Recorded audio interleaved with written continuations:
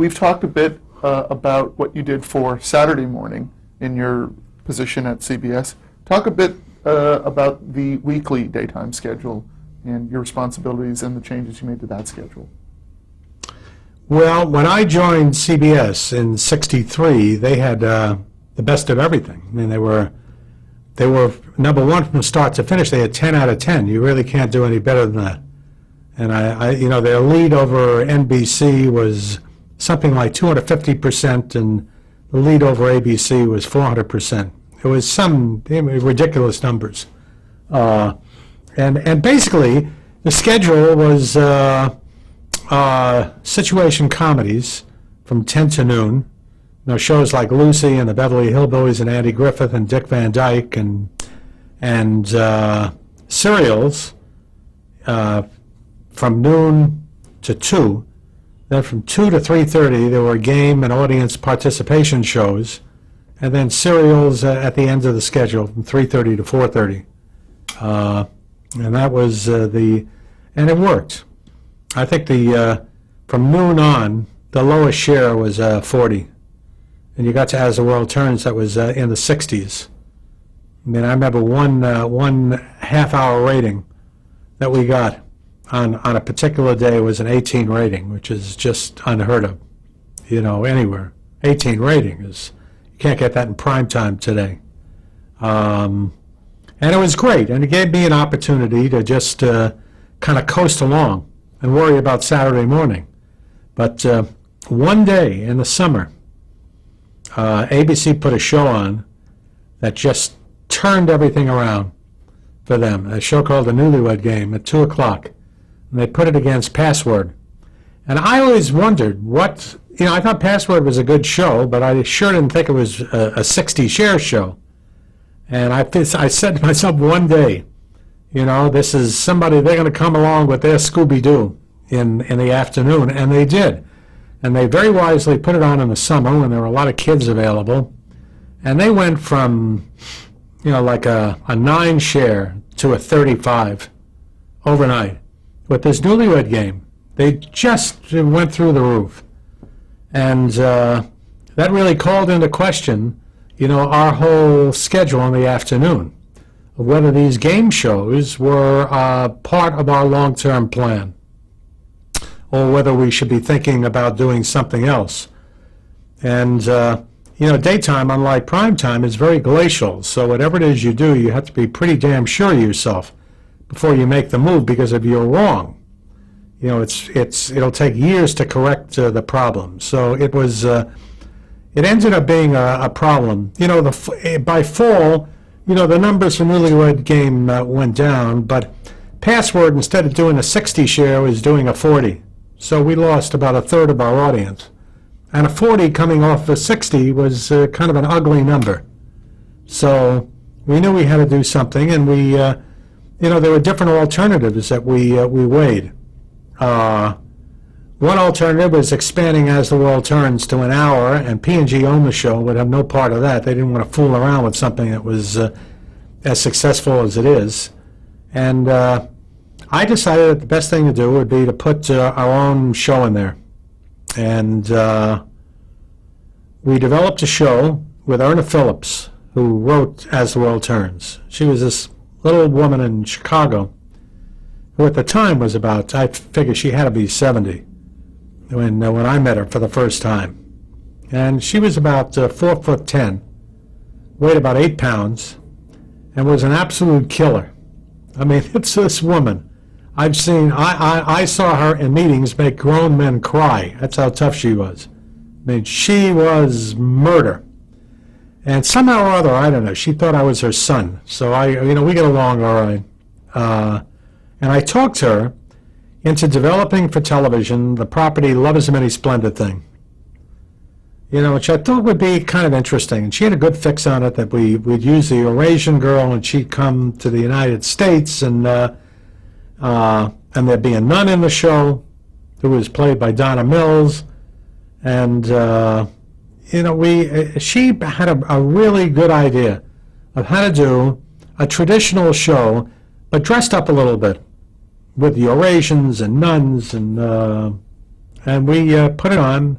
got the rights from 20th Century Fox, and after a very difficult development period, put the show on at 2 o'clock in the afternoon.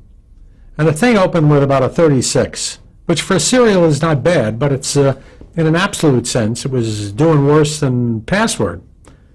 And proceeded in a week to plummet down to about a 28. If that wasn't bad enough, she got into a snit over something and one weekend quit. So I didn't have a writer on this show. So it was a combination of no writer. We were down to a 28. You know, the Eurasian girl, we cast a girl who couldn't act. She was just awful. And somehow or other, you know, we got a new writer in there and got the thing on some kind of an equilibrium into about a 33 to a 35 share level, which again was very good for a new serial, but for CBS, used to the 50s and the 60s, it would end up being unacceptable. And then we had Art Linklater at 2:30 and To Tell the Truth at 3, and those two shows were also suffering because their lead in at 2 o'clock had been weakened. So we still had a real problem in the middle of the schedule, and I figured that the only way to solve the problem is to take a deep breath and do something really dramatic, and that is to go to an all-serial schedule. And the way we would get there, we had two P&G shows that were 15 minutes long from 12:30 to 1 o'clock, Search of Tomorrow and The Guiding Light. We would expand each of those to a half hour. So that was a half hour there.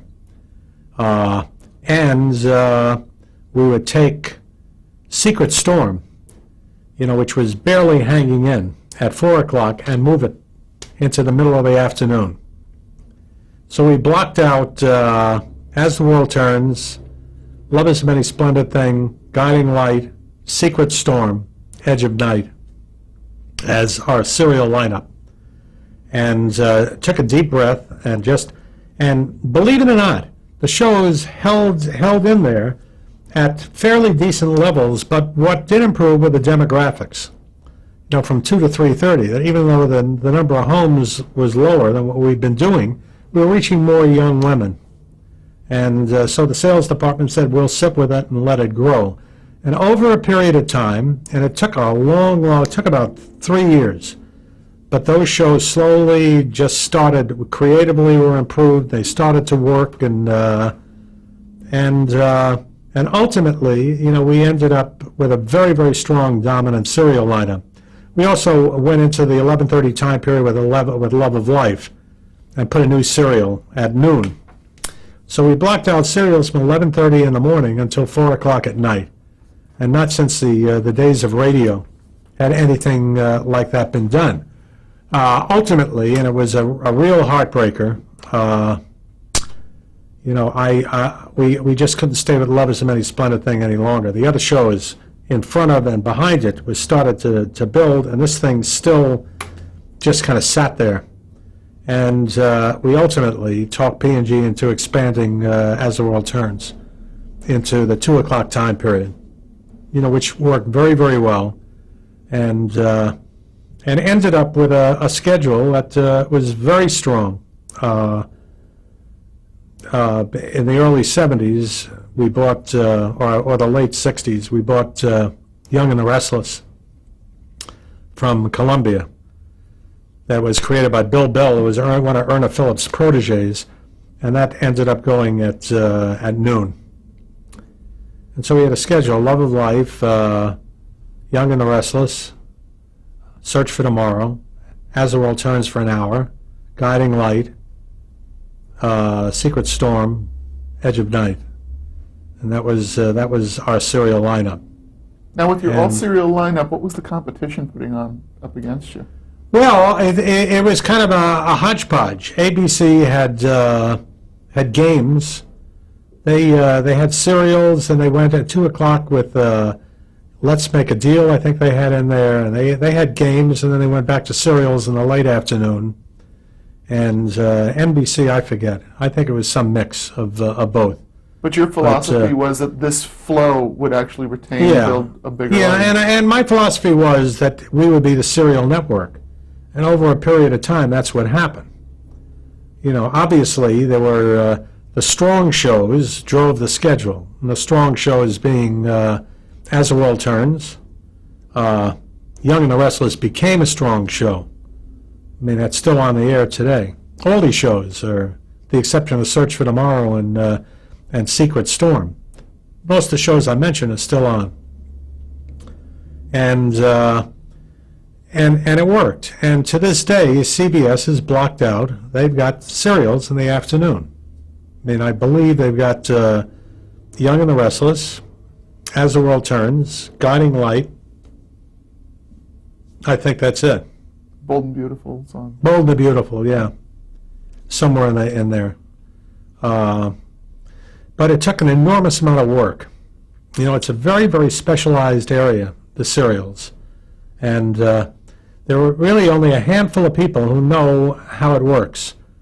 There was Erna Phillips, who came from radio serials, and she's the only one that survived from radio into television, because there were a lot more than Erna Phillips in radio. Lane Carrington, the Hummerts, but she managed to survive and go into, and then in television, she trained Agnes Nixon and Bill Bell.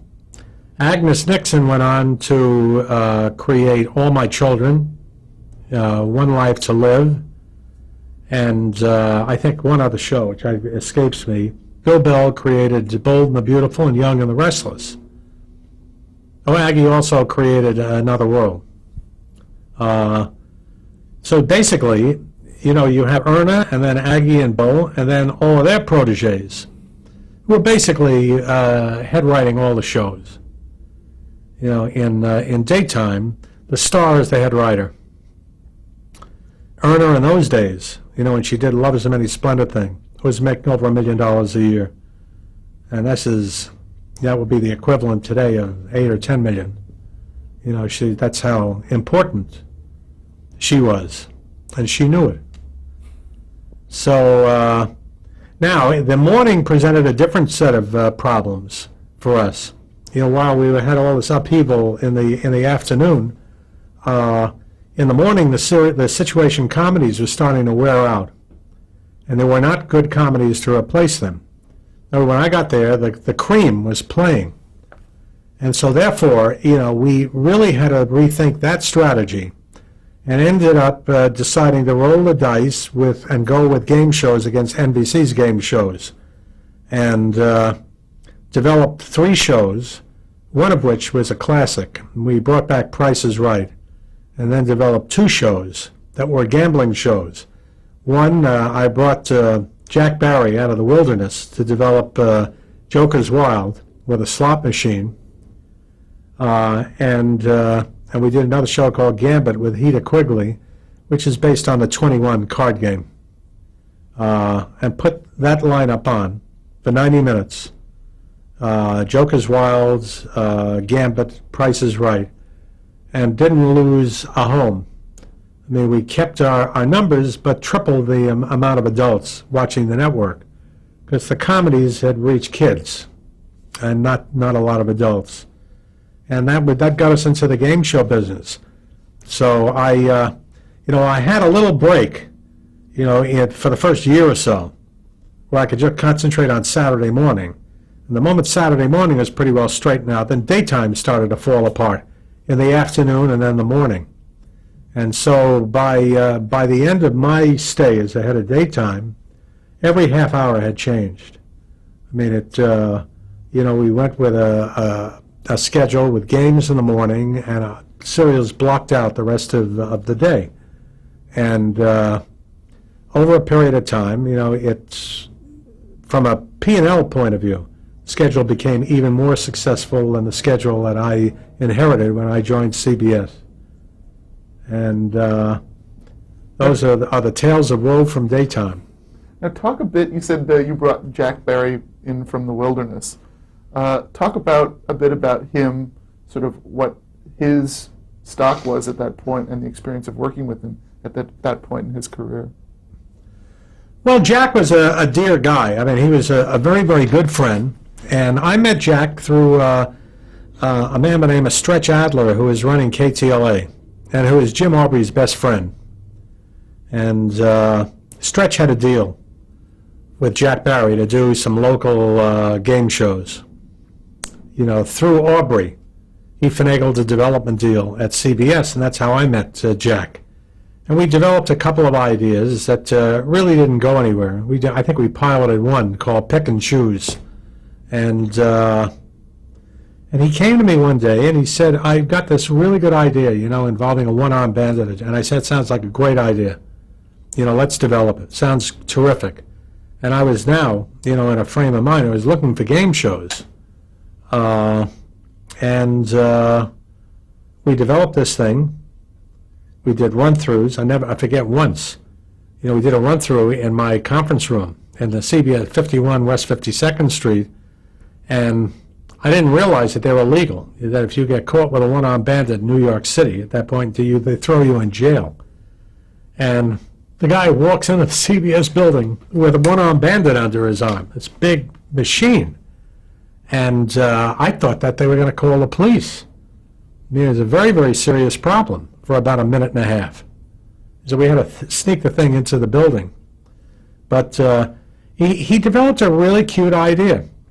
And he was not, you know, when he worked with Dan Enright was really the game maven. You know, he was the guy that did most of the development, and Jack was he was the outside guy. He was the MC. But he really, I guess, learned his craft well, because he shaped this format, and we put it on the air, and it was a very, very successful show. I think it opened with about 30% of the audience, which did better than Lucy did in that lead-off time period. And I'll never forget, it's one of these things that will end up going in my book, that the show was on the air, and I was out at TV City. The show was originating at TV City, and I get a call from the Broadcast Standards Department, the guy in the Standards Department covering the show, and he says, you better get down to the stage here. And he says, I don't want to say anything more, just come down to the stage. I go down to the stage, I meet this guy, he takes me behind stage, and there's Jack Barry on a ladder, fooling around with the machine, if you can believe that. You know, literally fixing the machine. And I almost broke his neck. You know, I grabbed him off of the ladder. I said, what are you doing? Are you crazy? What are you doing behind that machine? You shouldn't go within a mile of that machine. Why are you doing this? And I almost had a heart attack. And I guess some people, they never get it out of their system. How long after the game show scandals was this? Well, this is the game show scandals were in the early 50s. You know, this was in the late 60s. But this was his first shot at the big time. You know, and they're just foolhardy. So, but he was a good guy. I mean, in spite of his eccentricities. And I had I also became the game show expert at the network. We wanted to try a game show out in prime time in the summer. And I developed two shows, one with Bob Stewart, you know, who used to work for Goodson on Password, a show called Faces Familiar, you know, which was, the format was scrambled faces. You had to identify who the faces were. And the other show was called Hollywood Squares, which I literally created with Heater Quigley. You know, they had originally come in with a show called Three in a Row. And I said, well, that's kind of complicated. Why don't we do X's and O's, and it'll be tic-tac-toe? And wrote it down on a napkin. And at any rate, it was Hollywood Squares. The only difference between what's on the air now and back then was that Bert Parks was the MC. And we did that pilot, and we did Faces Familiar. The guy who directed Hollywood Squares is a man by the name of Larry White, you know, who I used to work with at CBS. Who before I got CBS was head of daytime, and he directed the show, and then moved over to NBC as head of daytime. And you know, that great impeccable taste that I had these two shows. I had to pick one, and I picked Faces Familiar for Friday night at 9:30. And the first thing he did at NBC was to buy Hollywood Squares for 11:30, and changed the host. Peter Marshall put it on, and it was an enormous hit. That was one of the worst calls I ever made in my life. But the game show area, like serials, is an area unto itself. I mean, it's just populated by really strange people, and there's a lot you have to learn about what works and what doesn't work. And I had an opportunity to observe from the best. Now, I had great respect for Mark Goodson, who I thought was there was nobody who came close to him in terms of his talent and knowledge of game shows. I mean, he was, and if he would come in with an idea, you had to listen. And chances are 99 out of 100 that you would buy the show just because he was involved in it. Then you had people like Heater Quigley, who were not in the same league as Mark Goodson, but were good, dependable game show producers. And they did shows like Hollywood Squares, and before that, Video Village, Celebrity Game, and Monty Hall was another one. And then out of nowhere came Chuck Barris with his own brand of, he was like the Fox of the 60s and 70s. What the Fox network was to the big three networks, that's what Chuck Barris was to the establishment, with Dating Game and Newlywed Game and The Gong Show, and so that was like a whole new take on game shows. But what happened is that over a period of time, game shows got in disfavor, and that as you moved into the late 70s and 80s, the games were replaced by serials and talk. And right now on the three network schedules, there's but a single game, which is Price is Right, and that's about it. Now everything else is either talk or serial, and there are very few games in syndication. It's just a handful. And I think one of the problems being that the demographics on games are usually very old and not very ABC is learning saleable. this year. Yeah, they're learning the hard way with their Millionaire show. Now, in 1970, you were promoted to Vice President of Program Planning and Development. How did this change your life? What were your responsibilities? Who did you report to? Talk a bit about that change for you. Well, that change is just, was that the 70? I thought it was a little earlier, but at any rate, because the 70, I ended up getting promoted to program head. But about a year before that, the program planning and development just meant that I would spearhead development in New York, which was non-existent, and would participate in the program meetings and for prime time, and it was just a way to kind of keep me happy because I really was getting tired of daytime. I really felt I had done it, and with the cartoons and the game shows and the serials, and I really wanted to move into the primetime area, and it was a way to keep me happy. But in reality, I developed a bunch of stuff in New York that never got on the air, and I did go to the meetings, though, so I had an opportunity from about 1966 to 70, to be involved in all the scheduling meetings, and screenings, and that was interesting. Who were some of the other people in those meetings? Paley, he went to all the program meetings, all the screenings, and he was chairman of the board, and was really the chief programmer. Mike Dan, the head of, and his immediate staff, the head of sales, head of research. Talk a bit about William Paley, your first impression of him. That he was in charge. He was the owner. He was the owner, and he was in charge, and you had to treat him with a good deal of respect, which he just assumed you do. He was very smart, and after all, he built that company, first in radio and then in television, and had very definite opinions about shows, and you know, he was right, but often he could be very wrong. I mean, he hated All in the Family. You know, he hated the Munsters, and it went on to be a big hit. You know, so there are many instances of where he wasn't right. But it was his store, and you really had to listen to him. And I remember once, his favorite show was Gunsmoke. And this was the year that the sales department was determined to get some of the older demographic shows off of the schedule. And the president of the network, who had been head of sales, got up and he took Gunsmoke off of the board. It had been at 8 o'clock Monday night, and just ended up moving Gilligan's Island and another comedy in there. And Paley looked at him and he just said, "Put it back." Didn't have to say another word, and you knew he was out. He was finished. And that guy got fired in about a week. You know, he just got so crazed seeing him take his favorite show off the air. Put it back.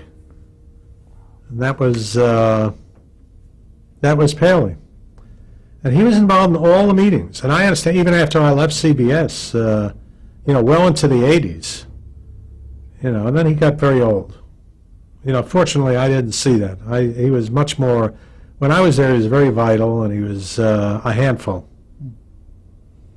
So you then succeeded Mike Dan as head of programming. Right. Talk a bit about that, about sort of the breadth of your responsibilities in that job. Well, my title was Vice President of Programs, which was included being responsible for everything that had to do with entertainment programming.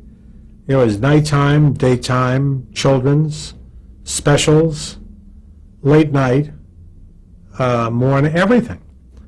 So that it was a very unassuming title, but it was actually larger than the president of entertainment at ABC or NBC or CBS today, because it encompassed everything.